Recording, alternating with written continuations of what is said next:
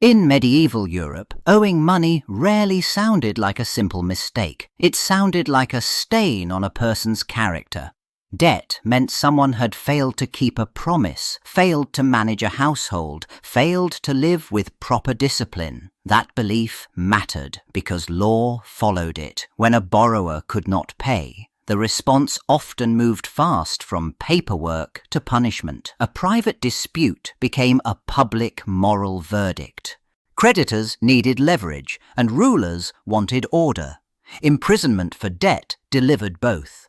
It did not exist to fix finances. It existed to force a result. A locked door pressured families to scrape together money, pushed neighbours to vouch for someone, and warned everyone watching what happened when obligations went unmet. The state backed the creditor's claim with bars and chains. Freedom became something a debtor had to purchase. By the early modern period, this logic settled into routine. Merchants, landlords, and officials used confinement as a tool, not a last resort. A debtor could be held until payment arrived, until property was surrendered, or until someone else intervened. For many, the punishment made repayment harder, not easier. Income stopped, costs grew, and the message stayed simple and brutal.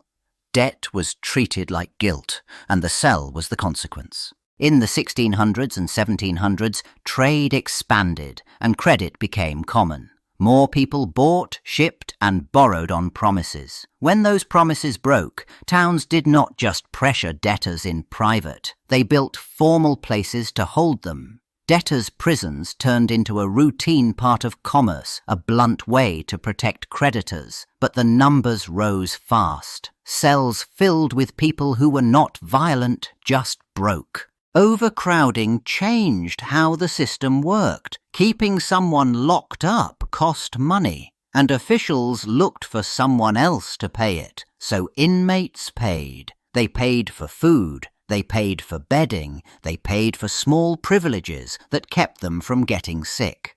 The debt that sent a person inside did not pause, it grew. Fees stacked on top of old balances, and the prison itself became an engine of new charges. Release also carried a price.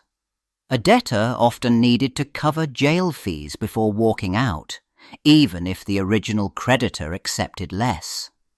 If family or friends tried to help, they paid into a system that kept the bill rising. If no one could help, time passed and costs accumulated. The point had been repayment. The outcome looked different. Confinement made earning impossible, and the debtor's prison turned debt into a trap. In the American colonies, English debt law did not stay across the ocean. Local governments adopted it, wrote it into their own rules, and used it as a practical tool to force payment. Credit often kept daily life moving, but it also created traps. A missed harvest, a lost job, a sickness in the family, and small balances went unpaid. Then the legal system treated that private problem as a public matter. This punishment did not focus on wealthy merchants who gambled big. It landed on ordinary people with ordinary debts. Shop tabs, rent arrears, unpaid loans, and court costs all qualified. Creditors filed papers, sheriffs carried out orders, and the debtor went to jail even when there was no fraud and no violence. The confinement looked and felt like criminal custody, yet the cause remained simple. Not enough money at the right moment. After independence, the new United States kept the basic machinery. States and towns still allowed creditors to use the jail as leverage, and the threat alone pushed families into desperate choices. Once locked up, earning money became nearly impossible, which meant the debt often lasted longer. In many places, freedom depended on payment, a settlement, or someone else stepping in. Everyday hardship turned into confinement, and poverty gained the weight of a sentence. In the early 1800s, the idea of jailing someone for a bill they could not pay began to look less like justice and more like cruelty. Stories of working people locked up over small sums spread beyond courthouse walls. Ministers, newspaper editors, and early reform groups pressed the same point. Prison did not create money. It only removed the debtor's ability to earn it. That outrage turned into politics. Legislators faced petitions, packed meetings, and voters tired of seeing poverty treated like a crime. One state after another rewrote its laws. Some abolished imprisonment for ordinary civil debts outright. Others carved it back sharply, allowing jail only in narrow cases tied to proven fraud. A new promise took shape in law. Owing money alone would not justify a cell. The change reshaped what creditors could do. They still sued, still won judgments, still demanded payment, but the blunt threat of jail began to fade for everyday debts. For many families, that meant one missed payment no longer triggered immediate confinement. It sounded like a clean break with the past, yet the system still carried an older instinct to punish non-payment by restricting freedom. After abolition, the law still left a problem sitting on the court's desk. Judges still ordered payments. People still failed to pay, but jailing someone for the debt itself had become harder to justify. So the system shifted its language. The target stopped being the bill and became the behavior around the bill. A missed payment started to look, on paper, like a refusal to comply. Courts leaned on a powerful tool called contempt. It had existed to enforce court authority, not to collect money. Now it became a shortcut back to confinement. If someone missed a payment date or skipped a hearing, the court treated it as disobedience. A civil obligation turned into a court order. And once it became a court order, ignoring it carried the threat of jail. That shift changed everything. The person in trouble no longer looked like a debtor. They looked like someone who defied the court. Warrants followed failures to appear. Jail followed a finding of contempt. The punishment arrived through procedure, not through the old statutes that abolition had targeted. In practice, the result stayed familiar. People without money lost their freedom, framed as enforcement instead of debt imprisonment.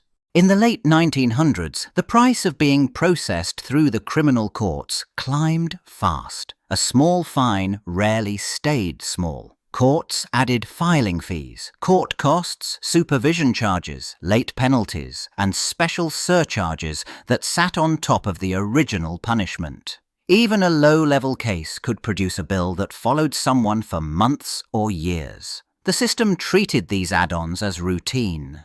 For the person charged, they became the real sentence. These debts did not wait politely. Payment schedules got set quickly, often with little room for the simple fact of low wages or unstable work. Missed payments triggered new consequences, more fees, a higher balance, and deadlines that tightened instead of easing.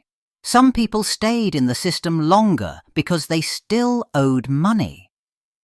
Freedom started to come with conditions. One of the biggest conditions sounded simple, but it landed hard: pay. The result looked less like a one-time punishment and more like a financial leash. A minor charge could turn into a long-term obligation that controlled decisions: where someone worked, how they spent, whether they could risk missing a shift to go to court. The courts still spoke the language of fines and costs, not imprisonment for debt. But the pressure worked the same way. Staying free required money on a schedule. Private probation grew quietly, and it changed what supervision meant. Instead of a public agency, a private company stepped in to manage people who owed court debt. The pitch sounded simple: keep people out of jail by letting them pay over time. But the business model depended on adding charges. Monthly supervision fees appeared first, then startup costs, then interest.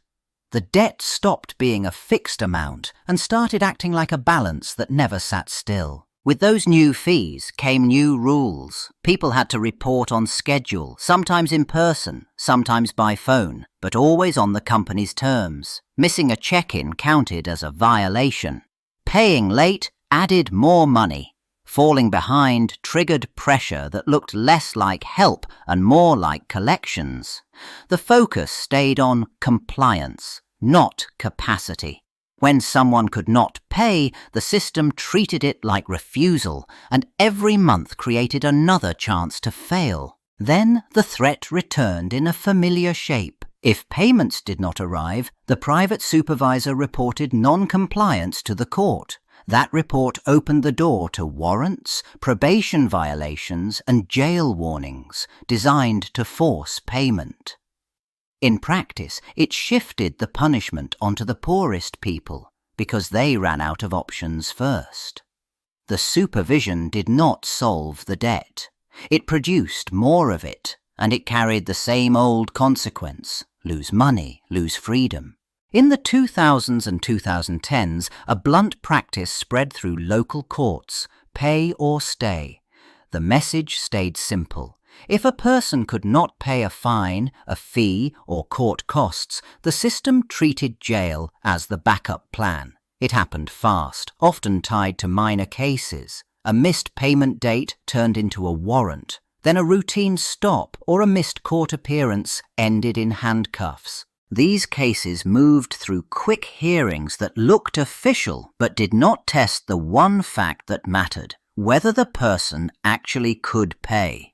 Courts asked for money, not answers. People without savings, without stable work, or without a bank account still got deadlines and threats. When payments stopped, judges often framed it as willful refusal.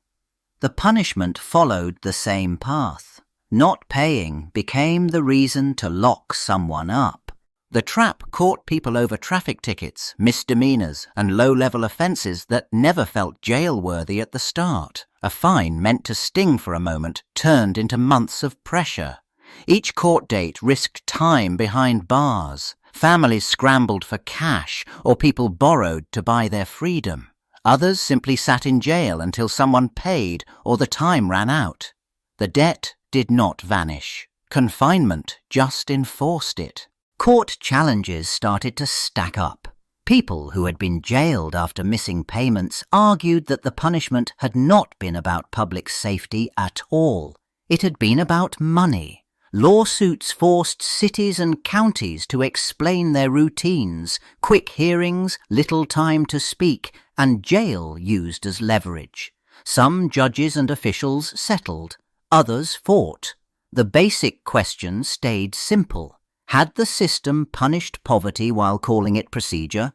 Federal officials stepped in with guidance that laid out what courts had to do before locking someone up for unpaid fines and fees. Ability to pay had to matter. Alternatives had to be considered.